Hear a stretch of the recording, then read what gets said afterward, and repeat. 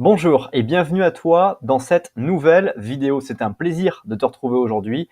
Et aujourd'hui, on va voir 3 punchlines pour complimenter une femme. Donc dans cette vidéo, tu vas découvrir plusieurs choses. Qu'est-ce que le compliment? À quoi sert-il? Et surtout, les 3 punchlines que tu peux utiliser pour complimenter une femme. Reste très attentif jusqu'à la fin de cette vidéo puisque j'aurai un petit cadeau à t'offrir pour te remercier d'avoir suivi cette vidéo.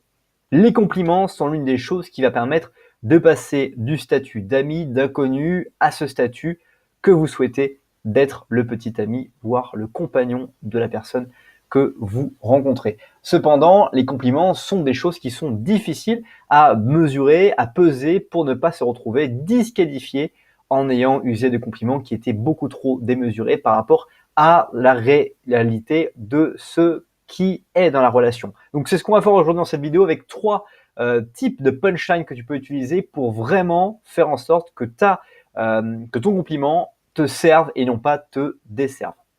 La première punchline, c'est la spontanéité. C'est lorsqu'on va se rendre compte dans l'instant présent qu'on apprécie particulièrement quelque chose, ses vêtements, la phrase qu'elle vient de dire, la manière dont elle a parlé de quelque chose, on va lui dire très spontanément, j'adore ce que tu viens d'expliquer, j'adore la façon dont tu expliques les choses, j'adore la façon dont tu as des chaussures. Et tout de suite après, une fois qu'on a utilisé le compliment, on va d'ailleurs parler d'un autre sujet. J'adore la façon dont tu as expliqué tout ça, mais que penses-tu de telle chose? J'adorerais discuter avec toi plus longuement de ce truc super, mais qu'est-ce que tu fais? Toujours chercher à rebondir pour ne pas la laisser désœuvrer, désarmer face à un compliment qui la touche, qui la motive, qui la stimule, mais qui pour autant pourrait aussi la paralyser si vous ne relancez pas le débat. Donc par exemple, vous observez qu'elle a des super chaussures, vous pouvez très bien lui dire j'adore tes chaussures, tiens, qu'est-ce que tu as prévu la semaine prochaine? Tout de suite rebondir en partant dans un autre sujet complètement rien à voir et vous allez voir qu'au contraire, vous allez pouvoir marquer des points. Deuxième punchline, c'est la différence. C'est de valoriser le fait qu'elle soit complètement différente. Tu es différente des autres, j'adore cette personne, tu as des opinions qui sont vraiment différentes, j'aime bien tes opinions qui sont vraiment différentes des gens que je rencontre. Lui montrer qu'elle est vraiment différente parce que ce qu'on cherche dans la séduction, c'est aussi montrer qu'on est quelqu'un de différent par rapport aux autres.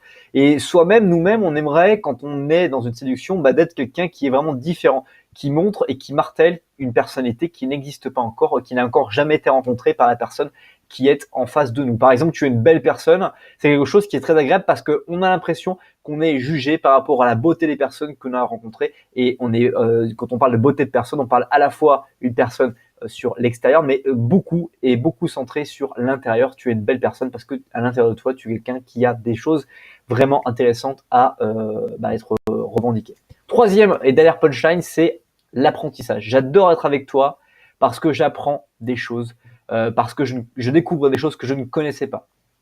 Le fait de montrer qu'on apprend va aussi mettre la personne dans la position de maître, sans pour autant qu'on soit esclave ou élève de ce maître-là, mais on aime tous pouvoir transmettre des choses à des gens qui ne connaissent pas. Il n'y a rien de plus agréable que de dire à quelqu'un « Tiens, est-ce que tu connais ça ?» Et la personne te dit non, et qu'elle a envie de vous écouter, elle a envie de connaître, et qu'à la fin, elle sorte galvanisée d'autres explications, et qu'elle ait envie de pouvoir aller plus loin et de vous reconnaître comme expert dans ce truc-là. C'est pareil dans la séduction.